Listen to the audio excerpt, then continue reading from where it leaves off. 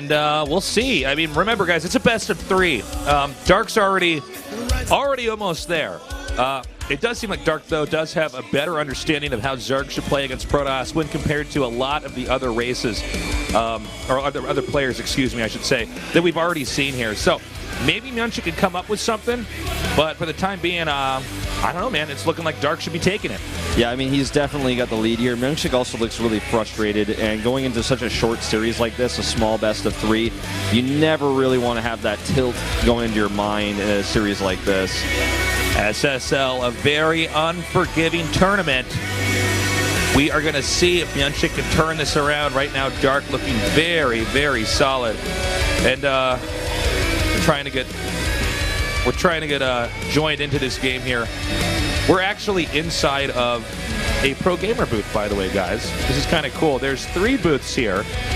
And are we going to be able to do it, Wolf?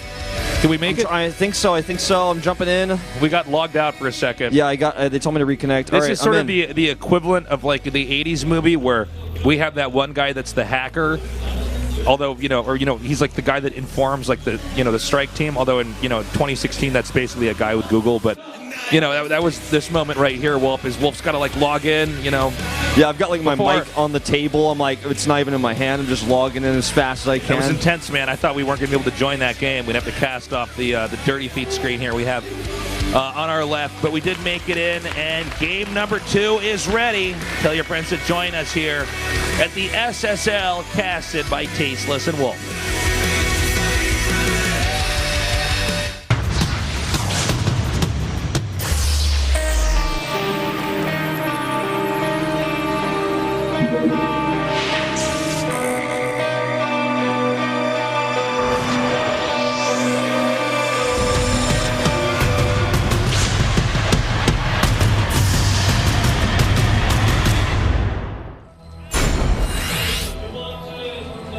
And we are back. In the bottom right, in the red, he is Dark.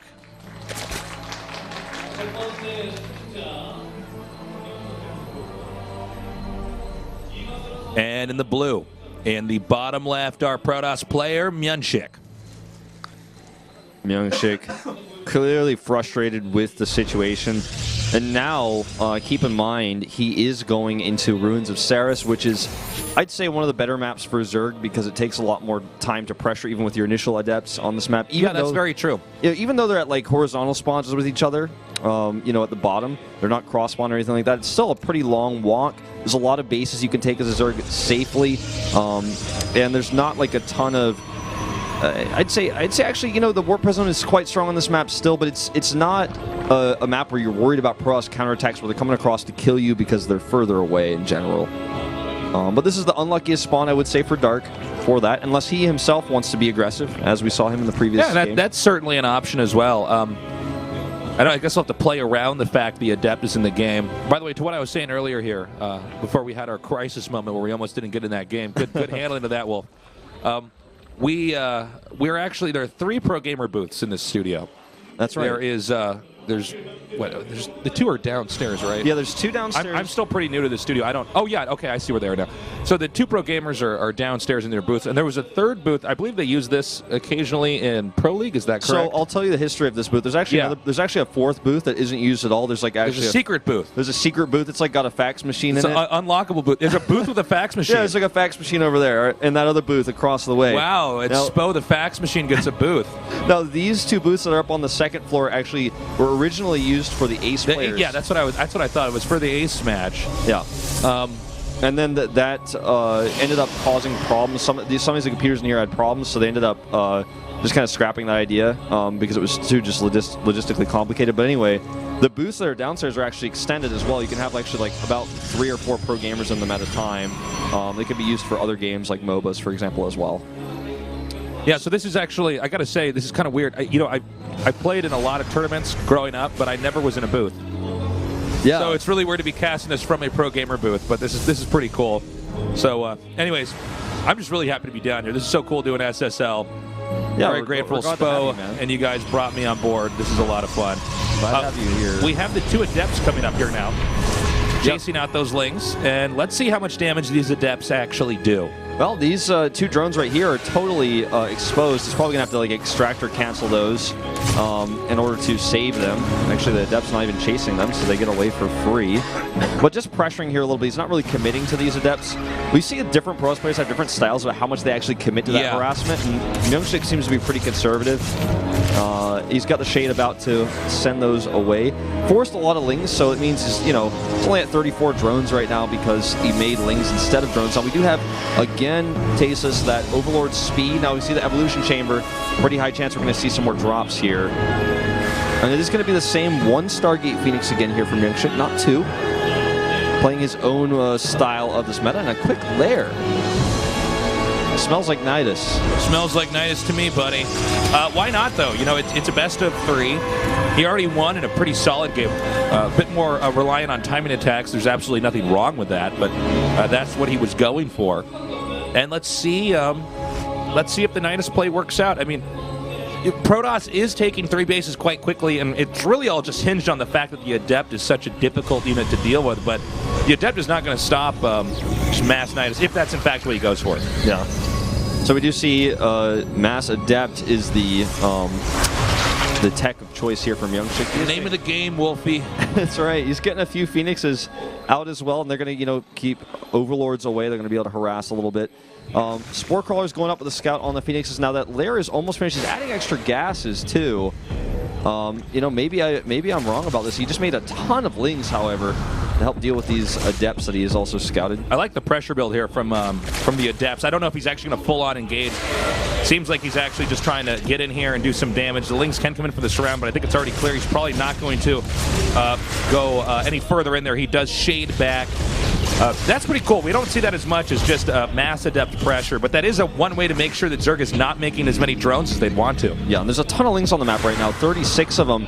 These Adepts are near these safety pylons that are going to be blocked with the Overlord, with the... what I'm trying to say is going to put gateways there to help protect those pylons if you start walling that off further.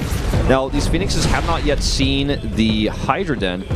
And so instead of Nidus, it looks like it's just going to be a quicker Hydra Den for safety versus the Phoenixes. And then later on, he's obviously going to go into those Lurkers, which are really the late game unit that Zerg is using right now versus Protoss. Yeah, I mean, it can be tough for Protoss to deal with, especially if you get them in a large amount. You got to be careful, though, with Lurkers. You don't want to have them ever in a position where they can be surrounded. That was always the way to beat Lurkers, was to just out-angle them. Yep. But if you can do a good pressure build, it's going to be really difficult to deal with. Yeah, you're absolutely right, because they only do shoot in a line, and that's where their damage kind of stacks up and is the most useful. A ton of Hydras coming out here right now, but they're not ready yet, so these Phoenixes can still run free through this base, racking up quite a few kills, 5 more with that last attack, putting the Protoss ahead in workers currently. Looks like the Lings may try to dive in here. Phoenix is still applying a good amount of pressure. Zealot Legs is being upgraded, and the Templar Archives has started, and you really just need to get the Templars out. That's how you want to respond to Lurker Hydra. It's always, it's just like Brood War. It's always been the way. You need to have Storm. Yeah. That's how you punish that. Yeah, I mean, Storm is such a great tool versus that sort of army comp because it's all very squishy, and also you can hit the Lurkers even if you don't have vision. Now here comes this Overlord. He's got his angry Overlord horns, the dropship Overlord. He's going to come over here into the natural. Meanwhile, a drop of MyuNgSiK's own is coming out across the map. And he keeps finding drones. Despite the high Hydralisk count, he's still finding damage, but there's nothing here to protect his natural. He has no units, and I think he just did a warp in elsewhere, so he's going to be in some serious trouble here.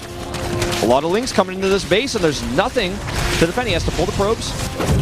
And the Warp Prism just goes down for free. Oh, man. Really bad start here from MyuNgSiK. And already this drop doing a ton more damage than that drop that MyuNgSiK was sending over there to Dark. He's going to get this in control. Artosis Pylon! Oh, so many gates. Out. 6 gates unpowered.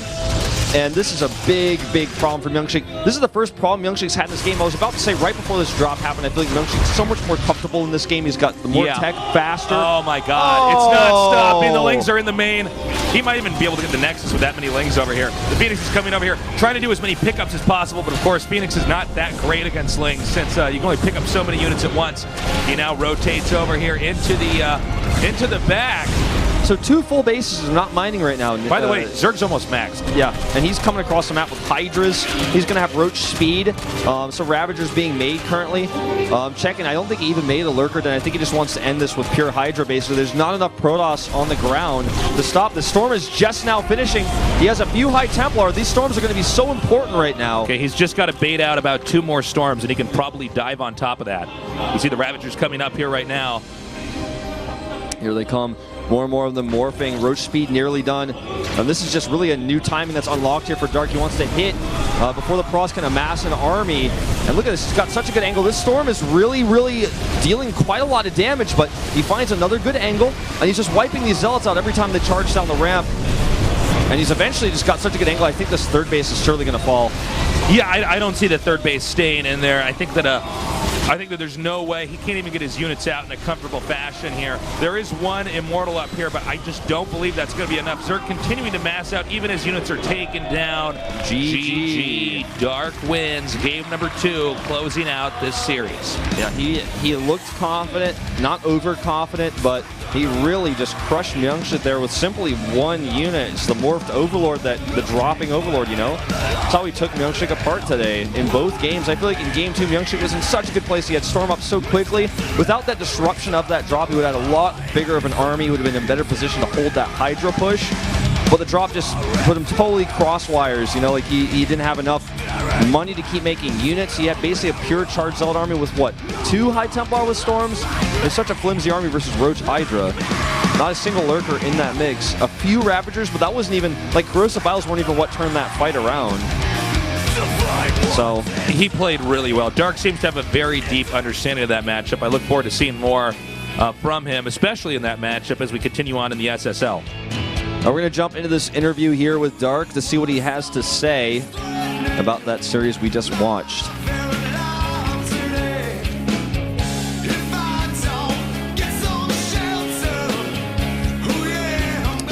I have no audio of said interview, so I'm going to have to rely on my production for this one.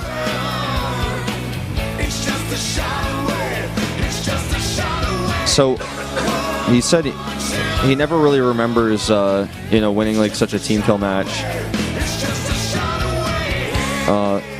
But he knew he could defeat his opponent today. So when he was practicing, he knew.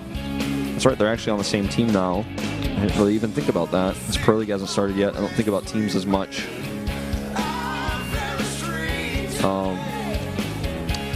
So yeah, what he's saying now is after the qualifiers, he was happy. He was happy because it wasn't a team kill, but then he just joined SKT. So what he's saying is basically like he was happy when he found out it was MyuNgSiK, when MyuNgSiK his teammate, so it made him feel a bit bittersweet about it. And then he, was just again referencing that MyuNgSiK is a new teammate for him. MyuNgSiK's been through many, many teams the past year, including Prime, KT Rolster, Spenu, as well as some foreign teams. The strategy that he used in the first game is the one that he used the most. He's been practicing the most. He knew if he attacked in 3 different locations, at least one of them would fall. And it worked out really well for him today.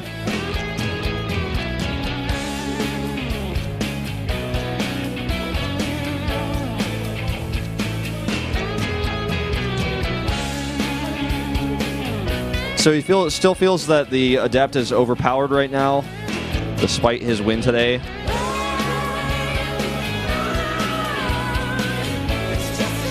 Not a unique opinion to Dark. A lot of Korean pros seem to feel the same way, including many pros. Like Seed was probably the most outspoken. So even since Heart of the Swarm, I upgraded Overlord speed all the time, and I use them to scout. So it's pretty easy for me to adapt in going into Legacy of the Void, where you can actually, use those Overlords with speed and drops. So it didn't feel like that strange to him to be using that new ability. And Dark's very famous for using Overlord speed to scout, even in ZVT.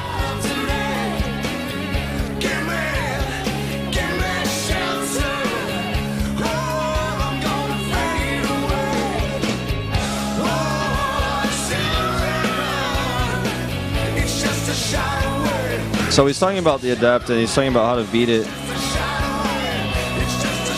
You have to end the game before that unit comes out, or sort of prepare a strategy to deal with it. to counter the Adept. I think he means like Adept comps in general, because I mean you can't like kill the Protoss before he does 2-gate Adept like pressure. That's just simply impossible. But yeah, he's definitely saying it's possible to beat it, but difficult. So it's been a long time since you've been to the round of 8, and he said he's very happy he was able to get through this easily. And so he's going to try his best to go as far as possible in this tournament. And that'll about do it. Really exciting stuff. Happy to see Dark move on. I can't say I'm too surprised. He looks phenomenal in that game. Absolutely did, Tasteless. Well, we've got 3 more best of 3s coming up tonight. We're going to take a short break. Sorry, I just choked myself. We're going to take a short break, and when we come back, we will continue on with today's SSL.